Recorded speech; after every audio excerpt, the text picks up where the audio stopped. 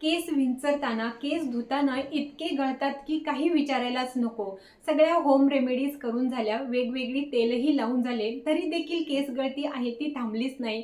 कारण या सगळ्या गोष्टी आहेत त्या आपण केसाला वरून लावतोय आणि जे हेअर फॉल आहे, आपली केस गळती आहे ती आतून होत आहे। त्याच्यामुळे नेमकी कशामुळे केस गळती होते हे जाणून घेणं जास्त गरजेचं आहे। तेल आहे, ते तेल लावल्यामुळे काय होईल की तुमचे केस आहेत जे जास्त कोरडे आणि रुक्ष झालेले आहेत त्यांना मऊ करण्याचं काम करेल आणि ज्याच्यामुळे तुमचे केस जर ब्रेक होत असतील, मधूनच तुटत असतील, तर ते तेल लावल्यामुळे तुमचे केस तुटणार नाहीत। जर एखादी होम रेमेडीज लावली, जसं की कांद्याचा रस लावला, याच्यामुळे काय होतं ना, तुमची स्कॅल्प आहे ती स्वच्छ होते, क्लीन होते। त्याच्यामध्ये जर फंगल इन्फेक्शन झाले असेल तर ते फंगल इन्फेक्शन नाहीच होतं आणि तुमची स्कॅल्प आहे ती क्लीन आणि स्वच्छ होते। आणि जर तुमच्या स्कॅल्पमध्ये कोणता प्रॉब्लेम असेल आणि त्याच्यामुळे जर तुमची केस गळती असेल तर त्यावेळेला हा उपाय केल्याने देखील तुमची केस गळती आहे ती थांबू शकते। पण बऱ्याच वेळेला महिलांची केस गळती आहे ती खूप सगळ्या होम रेमेडीज केल्या तरी देखील थांबत नाही। मग अशा वेळेला आपल्याला एक कारण सांगितलं जातं, ते म्हणजे अनुवंशिकतेमुळे तुमचे केस गळत असणार। पण खरं सांगू का, अनुवंशिकतेचा फक्त 20%च भाग असतो, म्हणजे 20%च अनुवंशिकतेमुळे तुमचे केस गळू शकतात। उरलेले जे 80% आहेत ते तुमच्या वेगवेगळ्या कारणांमुळे असू शकतात। दुसरं कारण सांगितलं जातं ते म्हणजे हार्मोनल इनबॅलन्स।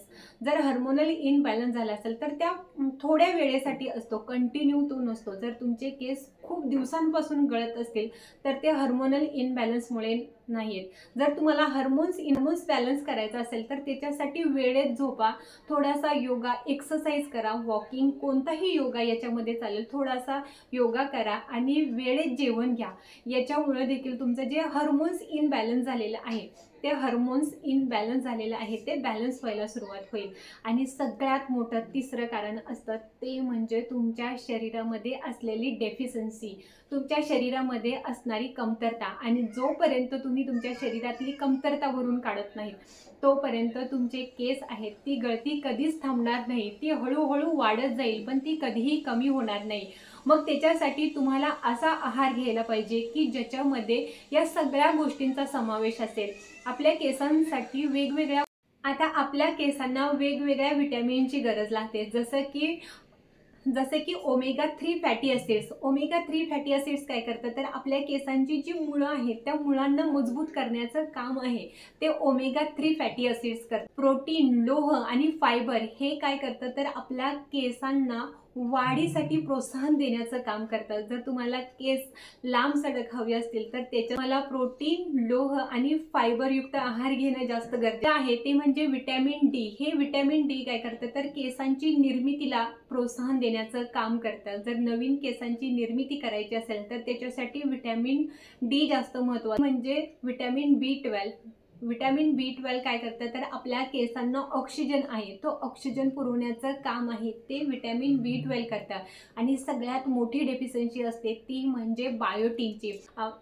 70% महिला आणि पुरुषांमध्ये बायोटीनची कमतरता असते, म्हणूनच बाजारामध्ये बायोटीनच्या वेगवेगळ्या टॅबलेट आलेल्या आहेत आणि या टॅबलेट घेतल्यामुळे ते असे दावा करतात की याच्यामुळं तुमची जी केस गळती आहे ती केस गळती थांबते। आणि तुम्ही बघितलंच असेल की बायोटीनची ज्यावेळेला आपण सप्लिमेंट घेतो त्यावेळेला सप्लिमेंट घेतल्यानंतर आपली केस गळती आहे ती थांबते, पण ज्यावेळेला आपण ही सप्लिमेंट बंद करतो त्यावेळेला लगेचच आपली केस गळती आहे ती सुरू व्हायला सुरुवात होते। मग असं कोणतं बायोटीन घ्यायला पाहिजे की ज्याच्यामुळे आपली केस गळती आहे ती परत होणारच नाही आणि या बायोटीनमुळे आपल्या शरीराला देखील कोणतंही नुकसान होणार नाही, ते आहे ते म्हणजे अक्रोड। रोज अक्रोड खायला सुरुवात करा, बघा काही दिवसातच तुमची केस गळती आहे ती पूर्णपणे थांबेल।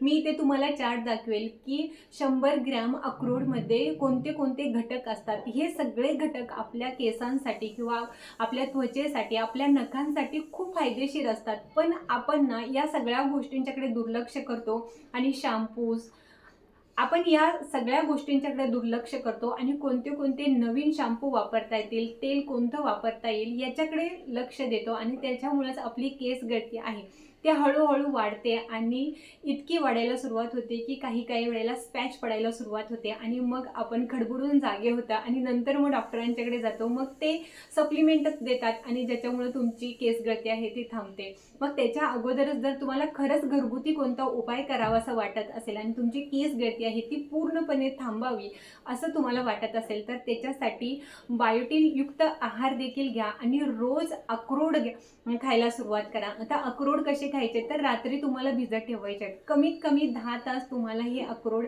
भिजत ठेवायचे आहेत आणि त्याच्यानंतर तुम्हाला ते खायचे आहेत. रात्री भिजत ठेवा, सकाळी तुम्ही खा. एक छोटासा बाउल भरून तुम्ही हे अक्रोड खायला सुरुवात करा. जर जास्तच केस गळती होत असेल तर तुम्हाला अक्रोडचं प्रमाण आहे ते थोडंसं वाढवावे लागेल. आणि जर तुम्ही व्हेजिटेरियन नसाल तर अंडी देखील तुमच्या आहारामध्ये समावेश करा. 2 अंडी रोज खायला सुरुवात करा. 15 दिवसांमध्ये तुमचं केस गळती आहे ते पूर्णपणे थांबेल आणि हाच आहार तुम्ही हळूहळू कंटिन्यू करा आणि ज्याच्यामुळं तुमची केस गळती देखील होणार नाही आणि तुमच्या त्वचेचा जो पोत आहे तो देखील सुधारायला सुरुवात होईल.